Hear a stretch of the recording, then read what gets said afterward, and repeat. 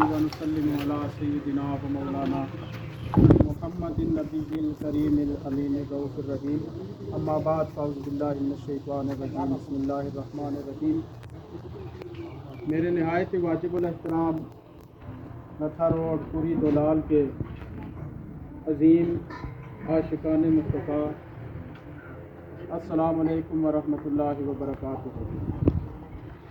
آج الحمدللہ دوسری مرتبہ اس عظیم درسگاہ المدینہ ایجوکیشنل کمپلیکس میں حاضری کا موقع ملا۔ دل میں ایک خوشی کا سمندر موجزن ہے کہ یہ میری خوش نصیبی ہے کہ آج میں اس مقدس سرزمین پر اپنے ہوش و حواس کے ساتھ کھڑا ہوں اور آپ لوگوں کے درمیان موجود ہوں، اور الحمدللہ ہم سب کے لیے یہ خوش نصیبی ہے کہ یہ عظیم درسگاہ المدینہ ایجوکیشنل کمپلیکس جو کہ سیدہ فاطمۃ الزہرا ٹرسٹ اوسلو ناروے کے زیر اہتمام اپنے تعمیراتی مراحل کو عبور کرتے ہوئے یہاں تک پہنچی، اور مجھے یاد ہے کہ تھوڑا عرصہ پہلے جب میں یہاں پہ آیا تھا تو صرف ابھی کھدائی کا کام ہوا تھا، اور آج الحمدللہ اس کا کام تیزی کے ساتھ جاری و ساری ہے۔ میں آپ کے پاس صرف 3 سے 4 منٹ بات کرنے کے لیے حاضر ہوا ہوں، تو میری گزارش ہوگی کہ توجہ کے ساتھ اور محبت کے ساتھ سماعت فرمائیں۔ قوموں کا عروج اور زوال، اس میں جو سب سے بڑی چیز وہ یہ ہے یا انسان علم کے ذریعے آگے بڑھتا ہے یا ہنر کے ذریعے آگے بڑھتا ہے، اور ہمارے پاس اللہ تعالیٰ کا یہ کرم ہوا کہ ہمارے اس علاقے پہ اللہ نے مہربانی فرمائی کہ اس عظیم دینی ظاہری علوم اور اسلامی علوم، روحانی علوم، تمام علوم کو اکٹھا کر کے جس درسگاہ کی بنیاد رکھی گئی اس کا نام المدینہ ایجوکیشنل کمپلیکس ہے، اور اس کا بہرحال فائدہ اس علاقے کے لوگوں کو اولین طور پہ ہوگا، اور اس کے بعد اس علاقے میں آنے والے علم حاصل کرنے والے ان لوگوں کو ہوگا جو اس علاقے سے باہر ہیں۔ اس کا ایک عملی مظاہرہ آپ نے 2-4 دن پہلے قربانی کی صورت میں دیکھا کہ اس عظیم ادارے کی بنیاد رکھنے والے میرے برادر اکبر علامہ افتخار احمد چشتی اور آپ کی اہلیہ نے جس محبت کے ساتھ قربانی کے یہ مراحل اور اس پروجیکٹ کو کمپلیٹ کیا، جس کا فائدہ میرے ذہن کے مطابق لاکھوں گھروں تک پہنچا، اور اس میں کم و بیش 200-300 افراد نے مل کے جب کوشش کی تو ان غریب لوگوں تک بھی فائدہ پہنچا جن کے گھروں میں عرصے تک کبھی گوشت نہیں کھایا گیا، جس کا میں خود گواہ ہوں۔ تو میرا المختصر کہنے کا مقصد یہ ہے کہ اس ادارے کو بنانے میں ہم سب نے کوشش کرنی ہے۔ اس کی ایک چھوٹی سی مثال کہ آج ہمیں اپنے علاقے میں یا دور دراز میں کوئی ایسا بندہ مل جائے جس نے قیام پاکستان میں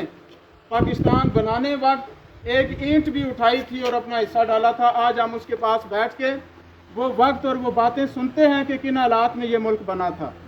اور مجھے یہ یقین ہے کہ جب یہ ادارہ بن چکا ہوگا، ہماری نسلیں اس سے فائدہ اٹھا رہی ہوں گی، تو ہم ہی میں سے جو لوگ اس وقت موجود ہوں گے، اس وقت کے لوگ، بچے، بوڑھے، جوان، وہ ہم سے اس ادارے کے بننے کے واقعات سنا کریں گے کہ کیسے یہ ادارہ بنا، کیسے اس کی زمین دی گئی، کیسے اس پہ تعمیراتی کام ہوئے۔ تو آج یہ وقت ہے کہ ہم میں سے جو بھی بھائی، جو بھی دوست جس بھی درجے میں ہے، اگر وہ مالی تعاون کرتا ہے تو وہ اس کی خوش نصیبی ہے، اس کا احسان کسی فرد واحد پہ نہیں ہے، بلکہ اس کے اپنے لیے یہ جزا ہے کہ اس نے اس ادارے کی تعمیراتی کام میں حصہ ڈالا تھا، یہ اس کے لیے اجر اور فضل ہے، اور اس کی جزا اس کو اللہ نے دینی ہے، بندہ کوئی نہیں دے سکتا۔ اگر ایک بندہ اینٹ اٹھا کے مزدور کو پکڑا سکتا ہے تو اس کا یہ حصہ بھی شامل ہوگا، اگر ایک بندہ ایک پانی کی بالٹی گھر سے لا کے اس میں استعمال کرنے کے لیے ڈال رہا ہے تو وہ بھی اس کا شامل کیا جائے گا۔ تو آج یہ وقت وہ وقت ہے کہ یہ ادارہ تیزی سے بن رہا ہے۔ جیسے میں نے عرض کیا کہ پچھلی بار جب میں آیا تھا تو یہ دیواریں نہیں تھی، یہ فرش نہیں بنا ہوا تھا، اس کا کام تیزی سے چل رہا ہے۔ تو جن لوگوں نے ایک اینٹ بھی دینے کی اپنی طرف سے کوشش کی، مالی طور پہ ہوا، کوئی خود نہیں دے سکتا تو وہ دوسروں تک پیغام اگر پہنچا سکتا ہے تو وہ پہنچائے، اس کا حصہ اس طرح شامل ہوگا۔ کوئی نشر و اشاعت میں کوئی اس کے کسی بھی طرح تعاون کرے گا تو وہ اسی طرح ہم یاد رکھیں گے یا رکھا جائے گا جس طرح یہ ملک خدا داد پاکستان بنانے والے لوگوں کو آج لوگ یاد کرتے ہیں اور ان کے ہاتھ چومتے ہیں۔ اسی طرح یہ عظیم درسگاہ جب بن جائے گی، اس سے ہمارے بچوں کو فائدہ ہوگا۔ جیسے کہ قربانی کا پروجیکٹ ہوا تو ہم لوگوں کو ہی فائدہ ہوا، کسی دوسرے ملک کو فائدہ نہیں ہوا، بلکہ ہمارے بہت ہی مہربان علامہ افتخار احمد چشتی، آپ نے یہ دیکھا کہ وہ دوسرے ملک میں بیٹھے ہیں مگر ان کو خیال اس جگہ کا ہے، خیال ہمارے بچوں کا ہے۔ ان کو کس چیز کی کمی رہ گئی ہے جو اللہ نے نہیں دی؟ علم ان کے پاس ہے، اللہ نے دولت ان کو دی، اللہ تعالیٰ نے ظاہری اور باطنی کمالات ان کو دیے، مگر اگر وہ خیال نہ رکھیں تو ہم ان کا کیا بگاڑ لیں گے؟ مگر ان کے دل میں اپنے ملک کا، ہمارے بچوں کا، ہمارے اس علاقے کا خیال ہے کہ وہ وہاں پہ دیار غیر میں بیٹھ کے بھی ہمارے اس ملک کا خیال رکھ رہے ہیں، ہمارے بچوں کے بہتر مستقبل کا خیال رکھ رہے ہیں۔ اس میں سب سے بڑی مثال جو میرے سامنے موجود ہے، بزرگ بیٹھے ہوئے ہیں، قربانی کا جانور دینے کے لیے آئے تو میں جناب ان کو دیکھ رہا تھا کہ اتنی پیرانہ سالی میں ایسے جذبے کے ساتھ گاڑی سے اترے، جانور میرے حوالے کیا۔ میں نے روکا کہ اگر آپ پانی اور چائے پی لیں میرے گھر میں تو خوش نصیبی ہوگی۔ یقین مانیے کہ ان کے ذہن میں یہ تھا کہ میں نے اگلا جانور کلر سیدہ میں دینے جانا ہے، بغیر کسی لالچ کے، بغیر کسی چیز کی پرواہ کیے، اپنی صحت کی بھی پرواہ کیے بغیر انہوں نے 5 منٹ دیے، خدمت کا موقع ملا۔ مجھے یہ دل میں احساس پیدا ہوا کہ اگر میں ان کی اس عمر تک بھی پہنچ جاؤں تو مجھے یہ ایک مشعل راہ ہے میرے لیے کہ میں نے اس وقت تک بھی کام کرنا ہے۔ پھر مجھے آج یہ پتہ چلا کہ یہ بزرگ ہستی علامہ افتخار احمد چشتی کے والد محترم ہیں، جو اس عمر میں بھی جو ہے وہ مخلوق کو آسانیاں دینے کے لیے کام کر رہے ہیں۔ تو میرے بھائیوں، میرے دوستوں، یہ ہم سب کے لیے ایک مشعل راہ ہیں جن کے نقش قدم پہ ہم نے چلنا ہے، اور اس ادارے کی کسی بھی طرح معاونت ہو سکتی ہے۔ ہم نے اس نیت سے یہ کوشش کرنی ہے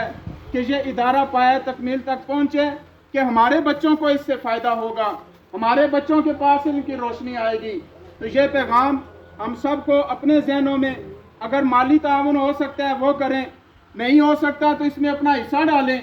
مزدور کے ساتھ کام کریں تاکہ یہ کام آسانی سے ہو جائے۔ کوئی گھر سے پانی کی بالٹی لا سکتا ہے وہ لائے، کوئی چائے مزدوروں کو پلا سکتا ہے، یہ بھی اپنی طرف سے تعاون کا ہے۔